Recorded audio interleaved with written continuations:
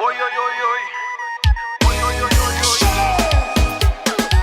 Somebody say local.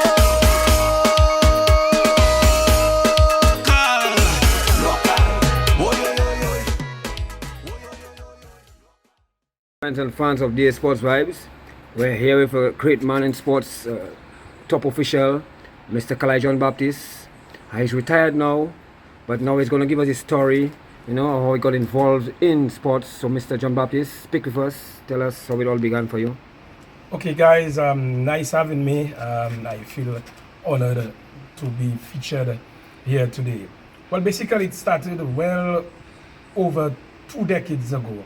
I attended the Dominica Grammar School, my alma mater, from 1982 to 1987. And from there, I was very much involved in sports. I played cricket for the Dominica Grammar School. I played under 19 cricket for the Dominica Grammar School. I also represented the Dominica Grammar School in intermediates football. That was a very challenging one. And I got involved in athletics. In fact, I ran for the Dominica Grammar School 5,000 meters, 1,500 meters cross country. I was also part of the intersecondary schools team way back somewhere, I think 1984-85. I was on reserve for that team to go to Trinidad, if memory serves me right. So I've been very much involved in sports. I also played under 19 cricket for Point Michel. I also played football for Strike for Sports Club, and yes, so I've been very, very much involved in the sporting discipline. But your primary school, what primary school did you went to? I went to the St. Luke's Primary School, SLS, we call that in Point Michel.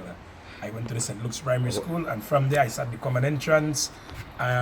Those days you would know where you came out, so I got a very high pass, and then I went to the Dominica Grammar School. Did you play any sports in the primary school? Not really. I got involved in sports when I went to the Dominica Grammar School, actually. Okay. Yes. And then all about in the national league, in football league or cricket league nationally, did you play there? I played, like I said, in football, intermediate football for the Dominica Grammar School. That is when I was at the Dominica Grammar School. And in the National Cricket League, I only played cricket. I played cricket for Renegades in Point Michel. Also, I played cricket for the Dominica Grammar School.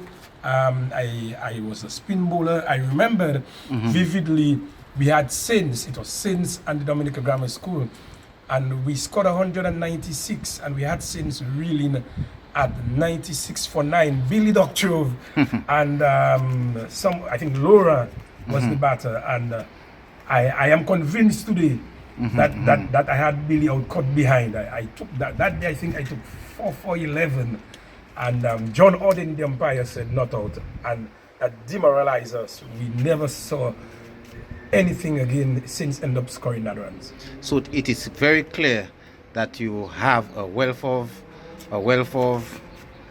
knowledge in sports. Well, yes, you can say that. You can very much say that. And I started to do umpiring. I branched off into umpiring, and then I was doing umpiring and refereeing. I started refereeing in Point Michel, in the Point Michel Football League, and it so happened that one guy saw me. In fact, it was Glenville Remy, who was then the president of the Point Michel sports team, or the Point Michel Football League, whatever it was. And he saw me running the line, and he said, you know what, you look like you can be a good official. And so I was given a whistle, and I started to referee. And everybody, when they saw me refereeing, said, wow, they were impressed. And so I decided to move a step further. I joined the Referees Association in Roseau, and I just moved on. I sailed from there. I refereed then. It was first. That was in what year? I don't recall the year, but I know it's over 25 years ago. Wow. Well over 25 years ago. Because at those days they had the first division, they had the second division, and they had the intermediates division. And in those days they used to do this second division at 2 o'clock in the afternoon. So I could not referee in the first division then, because you had to be of a certain stature. Because there was Billy Doctrove, there was Gifford Walsh, there was Magnus the Gallery, there was Clayton Monroe. So and there was just a doctor, so I could not reach that then. And so Martin, Charles, Brahim, they were there. I think I joined just a year before Martin or something like that. And we just sailed, and then Billy and the guys, they pushed me. They saw what I had in me. And eventually, I remembered when Billy got Dominica's to do this first international game, that is football, that was in Grenada. He said to me, you know, if you have a change of attitude, you will reach the top. You ought to find yourself on that list. So did you? I did. Eventually, I became a FIFA referee. I refereed all across, down to Cuba, club championship in Guyana, in Trinidad and Tobago, in Suriname. Suriname was like a backyard for me. I was among the top 10 elite FIFA referees in CFU, and I stayed there for a number of years. So what was the response outside there towards the refereeing? Very, very good. Very good. My grades were very good. I don't recall me ever failing a fitness test. I was just there. In those days, they were calling it the Cooper's test. And I enjoyed that because, again, like I said, I'm an athlete. So I would just run and run and run. Long distance was my thing. Okay, can you give us, you know, in terms of local football, National League, can you give us a memorable moment, a game you will be doing that sticks out to your mind, you know? Let me tell you, one of the games that I did, when I did a first game, Harlem and Kensborough, when I arrived, those days you had the old stadium, and it was rivalry. And let me tell you, when I did that first game, Harlem and Kensborough, it was nothing easy. It was the first big game, right? Yes. It was it was a big game. I remembered coming to the park, and my heart is pumping because you had George Nantan, who was a staunch Harlem supporter, and those guys were nothing easy. And then I had to look up to what is his name, Long Coffee. I remember giving him a yellow card. I remember that vividly, you know, and he's up there, and I have to look up to him, but I had to give him his card, and you know, it was very, very touching to find yourself there. I mean, go into that. And then in our local football, we have no fans to prevent the crowds and so on. So how you feel on the field, you know, knowing that the crowd, especially when you make calls against the other team and the other team don't like it, you know? It was nothing easy, you know. I have been mobbed there. I'll tell you. I remember doing a game. It was let me see, intermediates game. It was intermediate semi-finals. It was La Plaine, I think versus Foncoulé. And let me tell you, I awarded, I think, an 85th minute penalty. The scores were tied at 1-1. And that game did not end. It was chaos. Let me tell you, after, you know, when you start to grow up, when you start to grow into the game, because the crowd was so tense. I remember Peter Prendergast making the point. He was making the point that, look, in Mexico, he was following a game, and there was this official who was doing the game, and what they saw in the 89th minute ought to be a penalty. The official did not do that. He said, as far as he's concerned, the official did the right thing. Why? Because it was so dangerous. In hindsight, I would not have done that. But if I have to do it now, I will still do it. A penalty for me is a penalty. It can be the first minute, it can be the 89th minute. Yes. A penalty is a penalty. I don't care who. Some people would brand you as a controversial referee. Nice How do you question. think about it? Because I take the decisions. I am a no-nonsense guy. I will not allow people to come and think they can get away and do what they want on the field. I am the referee. Some people say I bully them. But it's just that I will take the decision. I come to referee the game, and I come to referee the game. And that is me. I remember umpiring. I umpired, and I must tell you that I umpired when Joey Pelletier was the president of the Dominica Cricket Association, there was national trials, and they had some issues with the umpires, and they called me to umpire the game, and I went. I felt that I had to move the sports, and I umpired the game. Some people don't like the command, like you will run to this side and you will command them to come to you. But we would see that same thing on the television. But here, some people have an issue with that. Because, again, for them, it ought not to be. But when you are on that field, you have to command the respect. You have to command respect. And you have to ensure that you don't belittle players, but talk to them. There are certain things that I would have done in my young career as a football referee. I would not do it again. Yes. For instance, I remember before you curse, I will give you a red card. I won't do that. I have matured. For sure. Been there, done that, and especially refereeing across the world. I remember doing a game, I'll tell you, Aruba versus Suriname under 21 CONCACAF, and it was a tough game. I gave 3 of the Arabian players red cards, and I got good marks because I mean before you go to the game, they tell you the type of players you're going to deal with, and I was chosen to do that game. I did my last set of games that I did was in Martinique. I'll tell you, it was Martinique, Guadeloupe, Suriname, and Puerto Rico. And Puerto Rico is a physical team. I did the very first game. Daniel Leslie was with me in that league. And from there, I was taken out. Daniel did the finals. I was the 4th official. And I pushed because I became an instructor. What is being a serious referee? Serious referee, that means you have to have your face. No. And buoy and in our local terms. You can mingle with the players. You know, because some might say, boy, Mr. Friendly with this player on the field, you know, he might steal for them or go in their favor, and you know. A serious referee is one who does the game.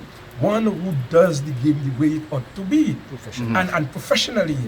Never be afraid of a player. I will give you a little instant. I was heading to Suriname, and I'm on a flight with St. Lucian players. They don't know who I am. They don't know where I'm from. All they know is I'm a FIFA referee because I have my badge, I have my uniform. And they are saying that there was this guy, Willett from Antigua, who was on that flight. And they're saying that, look at this guy. They were saying that in Creole. Look at that guy there, that thief, Mr. Thief us, and we will deal with him. But they don't know I am from Dominica. And I understood what they said. And I laughed. And then when they saw me laughing, they said, where I'm from. I said, guess where? I said, I just understood what you all said. You all had been naughty. Yes. Okay. They were very surprised. Okay, tell us, can you tell us, have you ever had any, like, you know, interaction in terms of player or fan? Like, you had any, like, you know? Well, I have had Altercation. Yes, of course, with players. I remembered in Point Michel, it was not a nice incident in the Point Michel League where I was refereeing, and this guy, I will not call his name, who thought whose brother or nephew was in a fracas with me, and he ran from under the tree, and he came down to fight with me. I took, those days it was the flagpole. In fact, I had one in my hand, and I burst that. I pricked him with it. I'm serious. Okay, what about I'll be a fan, you know. Okay. And I will tell you about a player. I will not call the player's name. I was in Portsmouth, and the player, a certain player, former national player, made a comment to me. And I told that guy, if you call yourself a big man, touch me. If you touch me, Linus taking out your body here today. And I was quite serious. When he heard me say that, I remember Niran was with me. It's a game we did. He was actually a coach. And Niran said to him, let me tell you that, you touch Carlisle, you touch me. You touch him, you touch any one of us, we're putting you down there. So it was just about protecting yourself. You have to. You have to. You have to. You. Let me tell you that. Somebody might say referee not supposed to fight if a player or whatever. let me tell you something. Ignorance of the law is no excuse. So our players do not read. They do not avail themselves with understanding the laws of the game. And because of that, they will see you make a call and they just get frustrated. Referees are human beings. You will not always get it right. You will make errors. You will make errors like any other thing. But a referee will never, an umpire, will never leave his or her home to go and steal a game. Never. So let's tell us something about your umpiring. How far you went in umpiring? I went far. In fact, I went to sit the exam. I sat and then I said, you know what? I'm not interested in that. I was at the exam room and I left that alone. I said I prefer football referee. All right.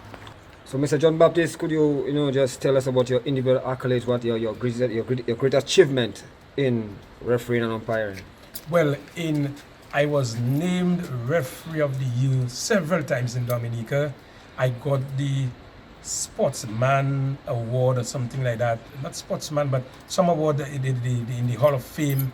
Also, I need to tell you that I am inducted in the St. Luke's School Hall of Fame in Point Michelle. So I'm inducted in the Sports That's Hall interesting. of Fame. Yes, I just remembered that. St. Luke's School. Yes. So is it something they do every year? Or? Yeah, they have they induct persons who would have achieved from their school. So because I went to the school, so you'll see my picture there. So I'm inducted in the St. Luke's School Hall of Fame. I received many awards. I have countless of those things at home. Let me tell you, officiating is a thankless job. It's a thankless job. You can never, no matter what you do, people will always criticize you. True. But I would want to urge young people to come out there. Let me tell you, there's money to be made in umpiring, also in refereeing. You become a FIFA referee, and trust me, there's money to be made. Get fit, you get your appointments, and you can make a great future. I made money as an international FIFA referee. I used to just come to Dominica. I remembered going to see Dominica was playing a game there, and then I got a call in the night asking me if I'm available to leave Dominica. That was Wednesday. If I was available to leave by Friday to head to Cuba to referee. I said yes, and I was on my way to Cuba. I was going to Trinidad to do a course. As I was putting on my clothes, I got a call telling me they need a referee for Trinidad, not for Trinidad, not for Guyana. I said to them that I'm on my way to Trinidad. They said, we'll know what you'll do. When you reach Trinidad, you will take this flight and you will head to Guyana. But you see, our information is important because we were also interviewing Bruhim, and we didn't know he did all that traveling. And you telling us that there now, I had no mind that you did all that, in your career. Yeah, man. When they had the Shell Cup, they had a tournament in Martinique. Let me tell you, I refereed Martinique, Guadeloupe, Jamaica, Guyana, Suriname, St. Kitts, Dominican Republic. It was. I remembered missing World Creole Music Festival in Dominica for 8 years. So, Carlisle, where can we get those stats? All those things are available at the DFA. All those information, and if you go online, you Google Ignatius John Baptiste, you'll get my name because that's how I was called out there. Ignatius John Baptiste. If you Google that, Ignatius John Baptiste, FIFA referee, everything will come up. Okay. Well, Mr. John Baptiste, it's a pleasure. I appreciate you taking the time of your busy schedule to come and speak with DAsportsVYBEZ, and we just hope that the people out there looking at this video, this interview, will be inspired and will get some more officials of your stature, so to bring our game to that level we need it to be. All the best, brothers. Thank you.